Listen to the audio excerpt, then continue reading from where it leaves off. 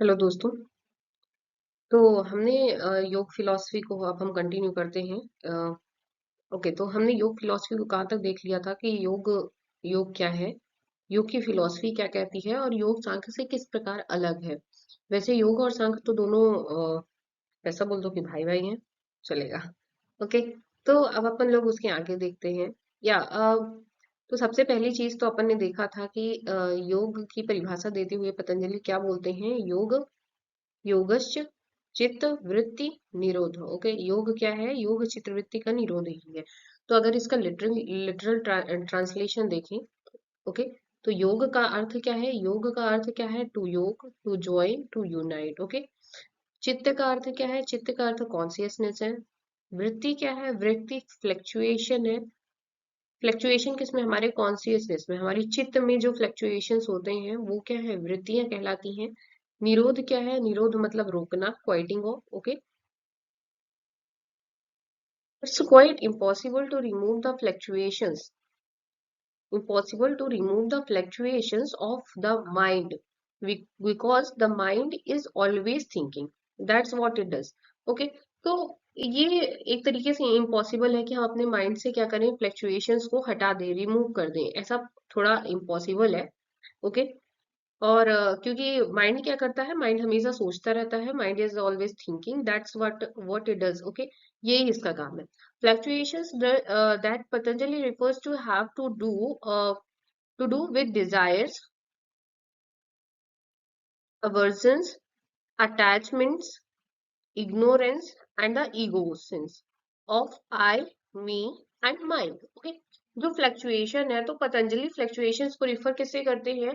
Dzire से करते हैं, जो हमारी इच्छाएं हैं, जो हमारी एवर्सन्स है, अटैचमेंट्स है, जो हमारे इग्नोरेंस है, इन सब से क्या करते हैं? इसको रिफर करते हैं फ्लक्चुएशन से। फ्लक्चुएट किस तरीके से होता है? जब हमारा चित्त है कुछ चाह रहा होता है किसी चीज की, किसी चीज से उसको अटैचमेंट होती है, लोगों से अटैचमेंट होती है, वो मतलब अविद्या को प्राप्त होता है, उसको ज्ञान नहीं होता है, अज्ञान की तरफ वो बढ़ता जाता है। तो ये सब क्या है? ये सारी चीजें ही हमारे चित्त में क्या है? फ्लक्चुएट कर रही है हमारे चित्त को। इसी को वृत्तियां बोला जाता है। Okay, the ego sense. और ये जो हमारा जो अहंकार है वो कैसा आता है कि मैं हूँ, मेरा है ये, है ना, आई मी और माइंड के रूप में आता है। तो ये तो हमारा हो गया बेसिक। किसका बेसिक हो गया? जो योग की परिभाषा दी हुई थी उसे एक बार और हमने थोड़ा सा डिटेल में देख लिया। किसका अर्थ? योगश चित्त वृत्ति निरोध। ओके, अब अपन नेक्स्ट देखते हैं। हाँ, फोर फंक्शंस ऑफ चित्त। चित्त के कितने फंक्शन दिए गए हैं? फंक्शंस दिए गए हैं, फोर फंक्शंस है। तो according to yoga philosophy the mind has four functions. मनस is the aspect of mind that records external stimuli. बुद्धि, sometimes called higher mind, discriminates between the classify these incoming impressions. Okay, third one क्या है? अहंकारा। अहंकारा is a ego mind which filter everything through the lens of I, me and mine. ये last अपन slide में भी देख चुके हैं, है ना। The sum total of these creates the चित्ता और mind stuff, a vast store house of conscious and सब कॉन्सियस इम्प्रेशंस। ओके, तो देखो ये तो अपन ने लास्ट लेक्चर में भी देखा था योगा के। इस लेक्चर में भी देख लेते हैं। जो चित्त के क्या है, चित्त की जो फंक्शंस है वो क्या है? चार है। चार कौन कौन से हैं? अच्छा, चित्त किस तरीके से आता है? चित्त को अपन ने क्या देखा था कि जो चित्त है वो तीनों का सम है। किस किस का? बुद्धि का, जो कि हमारा सबसे पहले प्रकट हुआ, जिसके सबसे पहले क्या हुई है? संकल्पना हुई है। जैसे ही हमारा यूनिवर्स चालू होता है तो सबसे पहले जिस चीज की संकल्पना हुई है वो क्या है? बुद्धि है या महत। ओके, बुद्धि के बाद क्या आता है? अहंकार। अहंकार, उसके बाद आता है मन। ओके, इन तीनों चीजों को मिला करके क्या बना है हमारा? हमारा चित्त फॉर्म हुआ है। ओके, तो देखो जो मनस है, मनस है वो क्या है?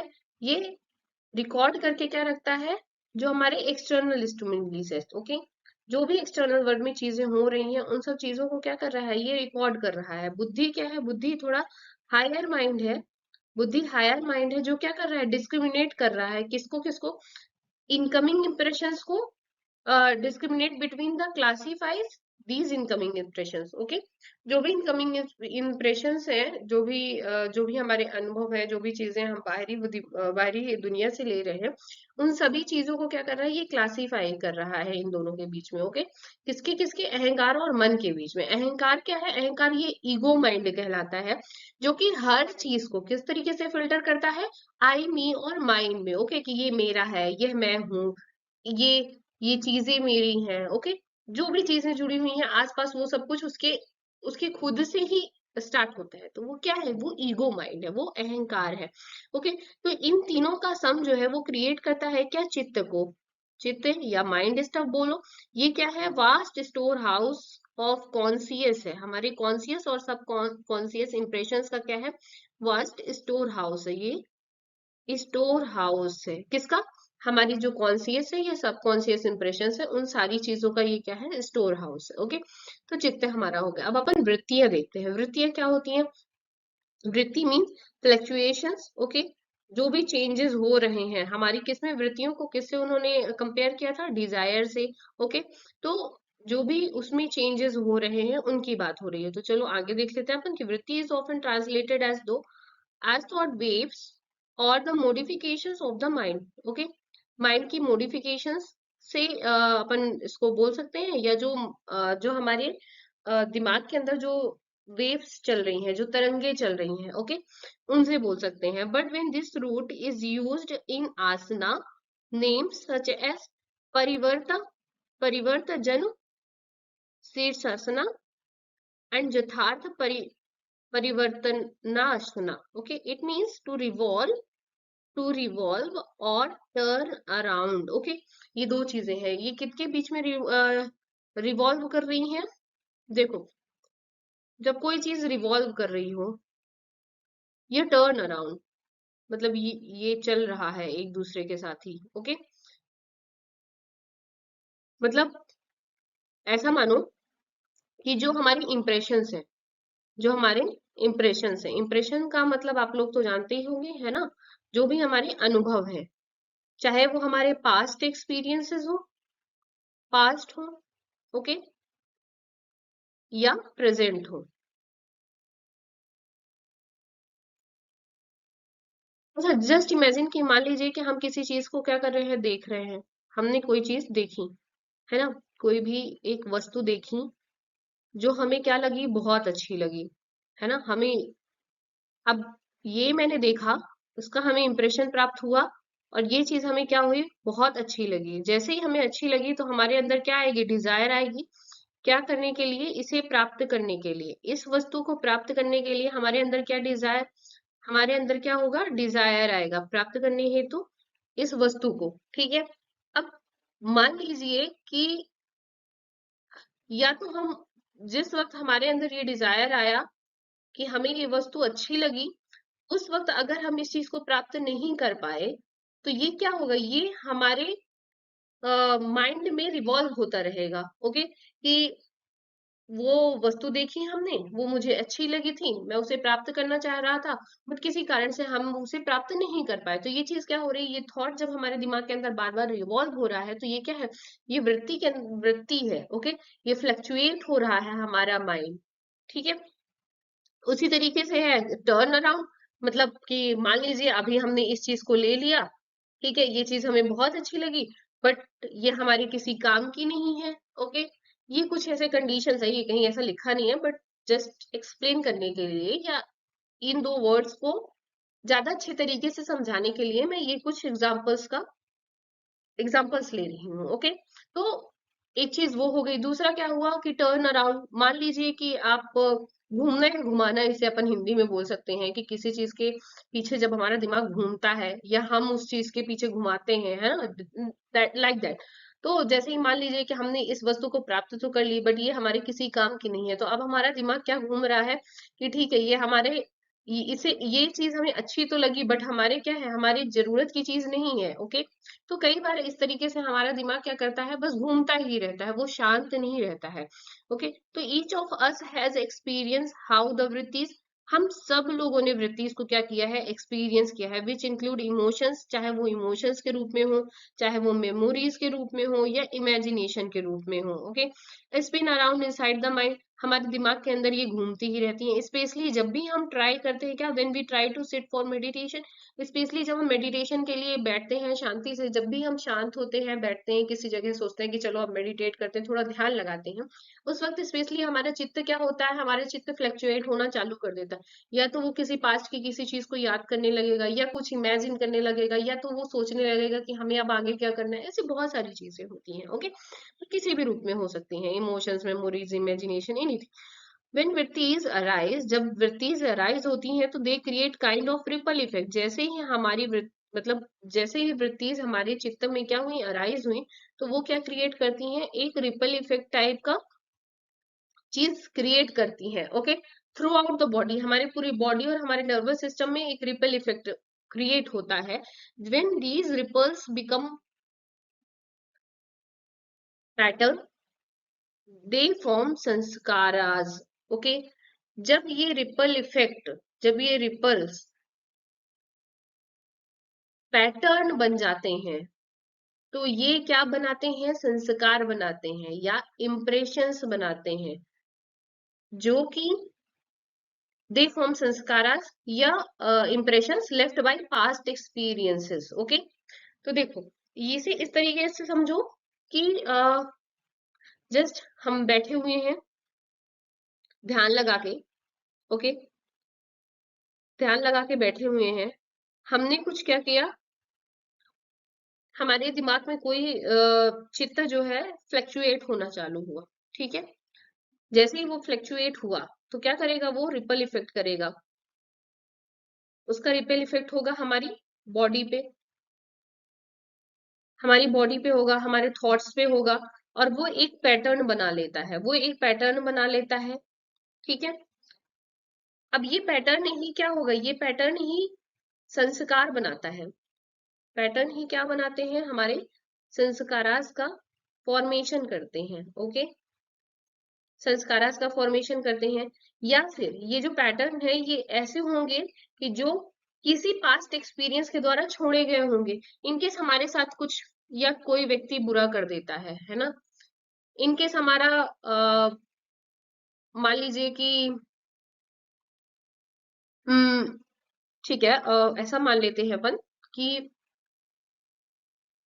कोई व्यक्ति है, कोई व्यक्ति है जिसे किसी चीज या किसी व्यक्ति पे बहुत भरोसा है या लगाव है। Okay, but when he needs that thing या that person, he is not available. Okay, जब उसे उसकी बहुत जरूरत थी तो वो उस वक्त नहीं था, तो उसके दिमाग में एक ऐसा इंप्रेशन पड़ा। ऐसा मान लो कि कोई एक व्यक्ति है ए, उसका लाइफ का लोएस्ट फेज चल रहा था। ओके, वो अपने एक फ्रेंड से, जो उसका बेस्ट फ्रेंड है, ओके, हम अगर अपनी भाषा में बोले कि उसका बेस्ट फ्रेंड है बी, वो उससे एक्सपेक्ट कर रहा है कि वो इस लोएस्ट फेज में क्या करे, उसका साथ दे। बट ऐसा नहीं हो पाया किसी कारणवश या कुछ भी। ओके, कुछ भी, या बी नहीं चाहता था हेल्प करना, या कोई रीजन था जिससे वो हेल्प नहीं कर पाया, कुछ भी। ओके, तो अभी ए के माइंड में एक इम्प्रेशन बैठा कि जब आपको जरूरत होती है, जब आपको जरूरत होती है, तो वो व्यक्ति आपके काम नहीं आने वाला है। ओके, तो ये चीज क्या हुआ, ये चीज हमारे माइंड में एक इम्पैक्ट छोड़ के गया, जो कि एक संस्कार फॉर्म कर देंगे, जो कि क्या करेंगे, संस्कार फॉर्म कर देंगे हमारे दिमाग में। मतलब अगर फ्यूचर में भी हमारे साथ कुछ ऐसा होता है, तो हम ऑलरेडी ये चीज सोच के बैठे हैं कि जो बी है वो हेल्प नहीं करेगा, क्योंकि ये हमारा क्या बन चुका है, संस्कार बन चुका है। क्यों, ये हमारे पास्ट का एक एक्सपीरियंस रहा है। तो हम अपने फ्यूचर में भी ये चीज मान के चलेंगे कि जो बी है वो हमारी हेल्प नहीं करेगा, वो हमारी हेल्प नहीं करेगा, क्योंकि ये क्या बना दिया है, इसने हमारे दिमाग में या हमारे अंदर एक संस्कार को पैदा कर दिया है। ओके, इसी तरीके से आप देखो कि कई बार होता है कि जैसे ओके, जो बच्चे होते हैं छोटे, ठीक है, तो उनको बोला जाता है ना कि वो अपने बड़ों से ही सीखते हैं, मतलब वो जो देखते हैं वो वही सीखते हैं। तो ये क्या हो रहा है, ये भी इंप्रेशंस का फॉर्मेशन ही हो रहा है ना। क्योंकि उनका माइंड क्या है, अभी उनका माइंड एकदम एकदम कोरा है, उसमें कुछ भी नहीं है। तो वो क्या चीज देखेंगे, जो भी देखेंगे उस चीज को वो गेन करेंगे। ओके। तो ये इसी प्रकार से क्या करता है, काम करता है। तो they form the basis of future reactions. Okay. ये किसका बेसिस हो जाएगा, ये हमारे फ्यूचर रिएक्शंस का बेसिस हो जाएगा, ये हमारी आदत बन जाएगी। ये एंड मेंटल फ्लक्चुएशन, इस तरीके से हमारा मेंटल फ्लक्चुएशन होता ही है। Okay. Which bind us to our karma, जो कि हमें हमारे कर्मों से क्या करता है, बाइंड करता जाता है। ओके। जितनी जितने इम्प्रेशंस होंगे, जितना हम उससे फ्लक्चुएट होंगे उन इम्प्रेशंस के थ्रू, वो हमारे रिएक्शंस बनते जाएंगे फ्यूचर में। ओके। वो हमारी हैबिट्स बन जाएंगी। हमारा जो मेंटल पीस है वो हमेशा फ्लक्चुएट होता रहेगा। मेंटल पीस सही वर्ड नहीं रहेगा, बट कुछ भी, जो हमारी मनस स्थिति है ऐसा बोल दो, वो हमेशा क्या होगा, मनस स्थिति है वो हमेशा क्या होगी, फ्लक्चुएट होती रहेगी। ओके। वो स्थिर स्थिर नहीं रहने वाली है। तो ये क्या है, ये फ्लक्चुएशन कहलाता है। इस प्रकार से ये फॉर्म होता है। तो अपन आगे देखते हैं कि जो पतंजलि है, पतंजलि ने क्या 5 टाइप ऑफ वृत्तिज की बात की है, फ्लक्चुएशंस की बात की है। Okay. while we experience thousands of thoughts a day, okay, knowing that these all fall into 5 basic categories make it easier to control their fluctuation. Okay. तो सिंपल सी बात है, पतंजलि बोलते हैं कि हम जो है तो अपने हम 5 प्रकार की वृत्तियों का एक्सपीरियंस करते हैं।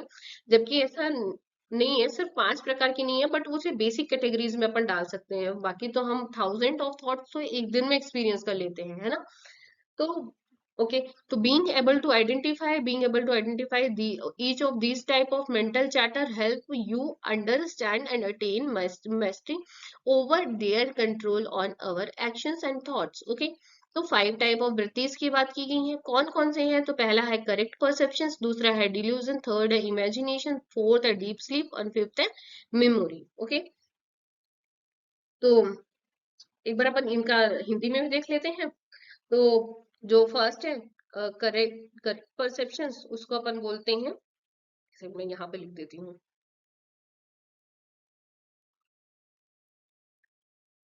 ओके। तो जो पहला है वो क्या है, प्रमाण। प्रमाण। दूसरा है विपर्य।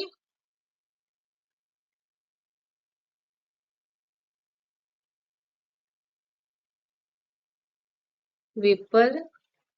तीसरा है विकल्प। फोर्थ है निद्रा। और फिफ्थ है स्मृति। ओके। तो ये 5 टाइप ऑफ वृत्तिज हैं। ओके। इन्हीं 5 प्रकार की वृत्तिज की बात की है किसने, पतंजलि ने। ठीक है। ये 3 प्रकार का है। जो प्रमाण है हमारा, जो करेक्ट परसेप्शन है, ये 3 टाइप्स का है। Something we know based on fact और ऑब्जर्वेशन। फैक्ट और ऑब्जर्वेशन। तो जब बेस्ड ऑन फैक्ट की बात होती है या प्रमाण, प्रमाण तो प्रमाण आप लोगों को पता है, ये अपन ने बात कर चुके हैं अपन ने। और अगर यहाँ पे बोले कि योग दर्शन कितने प्रमाणों को मानता है, तो योग दर्शन 3 प्रकार के प्रमाणों को स्वीकार करता है। वो कौन कौन से हैं, वो है प्रत्यक्ष। प्रत्यक्ष। दूसरा है अनुमान। और तीसरा है शब्द। ओके। फिर कभी नेक्स्ट लेक्चर या कभी भी अपन प्रमाण को डिटेल में देख लेंगे, प्रमाण के सारे टाइप्स को अपन डिटेल में डिस्कस कर लेंगे, और इंडियन फिलोसफी में किस तरीके से उसका यूज हो रहा है और क्या है उसकी महत्वता, वो सारी चीजें अपन बाद में देख लेंगे। ठीक है। तो जो करेक्ट परसेप्शन है या प्रमाण की बात है, तो ये क्या है, ये किसी ना किसी फैक्ट या ऑब्जर्वेशन पे बेस्ड होता है। ओके। और विपर्य क्या है, विपर्य या डिल्यूजन क्या है, मिसपरसेप्शंस। मिसपरसेप्शंस, ये देखो, misperceptions that lead to false conclusion. जब हम किसी चीज को क्या करते हैं, एक तरीके से अपन डिल्यूजन, ये मिसपरसेप्शन जो है, इसे अपन लिख सकते हैं। एक सेकेंड गाइस, मैं थोड़ा सा इसको रेज कर देती हूँ। हाँ। तो ओके, तो हम बात कर रहे थे ये मिस परसेप्शन की। तो मिस परसेप्शन को अपन मिथ्या ज्ञान भी बोल सकते हैं। क्या बोल सकते हैं? मिथ्या मिथ्या ज्ञान। इसका एग्जाम्पल देते हैं, जिस तरीके से रज्जु में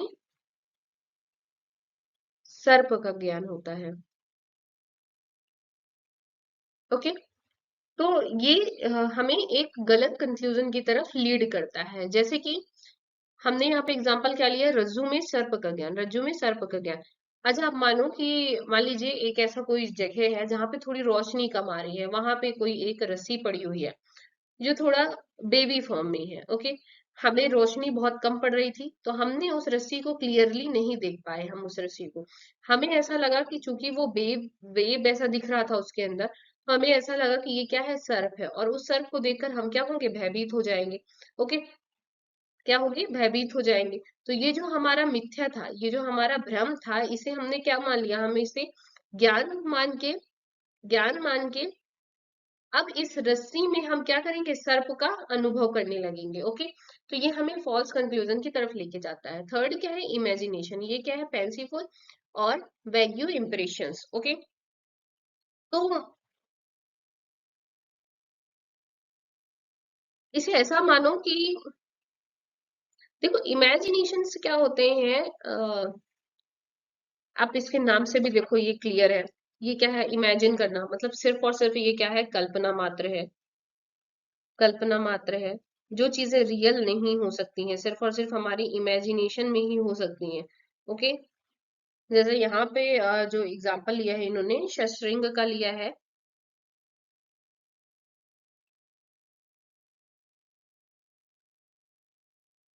शस्त्रृंग का लिया है, या आकाश में पुष्प भी अपन बोलते हैं इसको। आकाश में पुष्प की बात होती है जब, किसने देखा है कि आकाश में पुष्प है कि नहीं है। ओके, और अगर होंगे तो वो कैसे होंगे, पॉसिबल है क्या, नहीं ना। क्योंकि अब तो साइंस इतना डेवलप हो चुका है कि हम ये सोच भी नहीं सकते हैं, है ना, ये तो कल्पना में भी नहीं है। लेकिन हाँ, ये जब पतंजलि ने लिखा था तब साइंस इतना डेवलप नहीं था। तो उन्होंने एक ये कल्पना की बात की कि स्वर्ग में, स्वर्ग की जैसे बात होती है, आकाश की बात होती है, तो वैसे इन्होंने एक कल्पना लिया। आजकल की कल्पना में आप देख लो कि बहुत ज्यादा चल रहा है फेमस की, या यूनिकॉर्न की बात चलती है। तो यूनिकॉर्न क्या है, एक पिंक कलर का घोड़ा है। क्या ये पॉसिबल है कि पिंक कलर का घोड़ा होगा, है ना।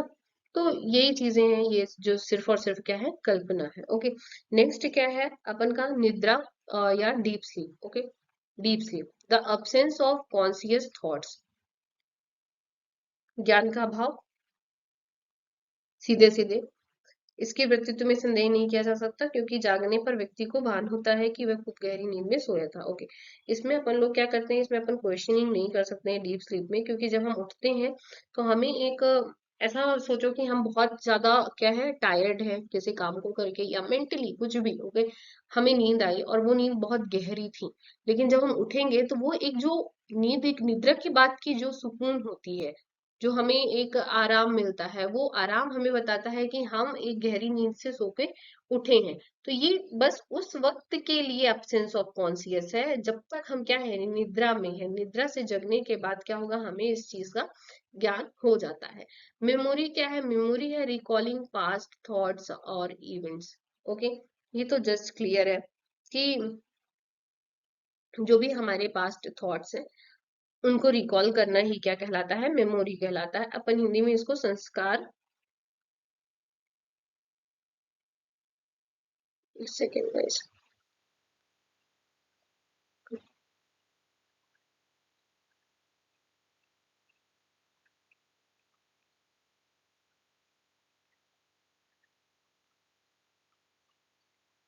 ये अपन ने बात कर ली थी पिछले पिछले स्लाइड में भी। ओके, तो ये हमारे क्या हो गए, 5 वृत्तिज हो गई। ओके, तो यहाँ पे हम लोगों ने क्या देख लिया, क्या क्या देख लिया, चित्त देख लिया। सबसे पहले तो अपन ने चित्त देख लिया, उसके बाद हमने चित्त की क्या देख लिया, वृत्तियां देख ली। वृत्तियां कितने प्रकार की थी, ये 5 प्रकार की थी। कौन कौन सी थी वो एक बार और देख लेते हैं। प्रमाण, प्रमाण, विपर्य, विकल्प, निद्रा और स्मृति। ओके, ये चीजें थोड़ा याद रखिएगा क्योंकि कई बार ये पूछ लेता है। जैसे यूजीसी नेट का एग्जाम होता है उन उसमें एज अ,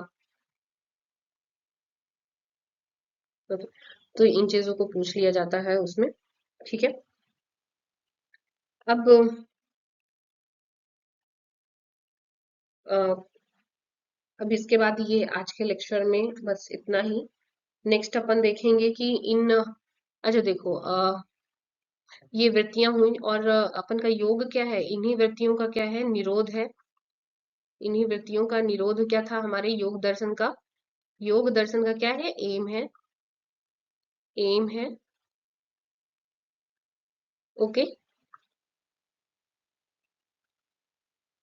योग दर्शन का क्या था, एम था, इन्हीं वृत्तियों का निरोध। अब इन वृत्तियों का निरोध वो किस प्रकार से करते हैं, इन वृत्तियों के निरोध के लिए उन्होंने अष्टांग योग की संकल्पना की है। ओके,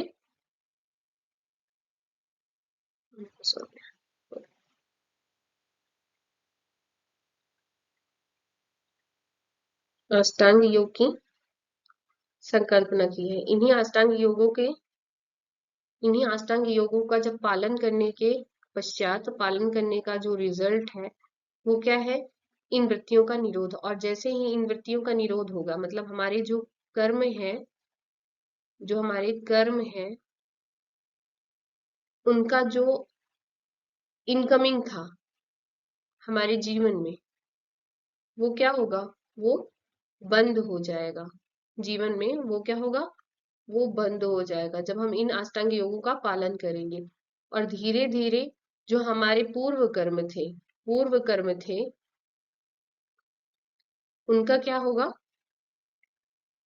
उनका क्षय हो जाएगा।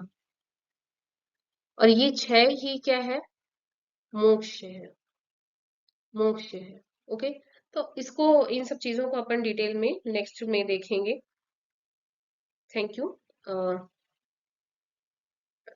Thank you for watching, thank you for watching. Please like, share and also subscribe the channel. Thank you for watching. Have a good day, guys.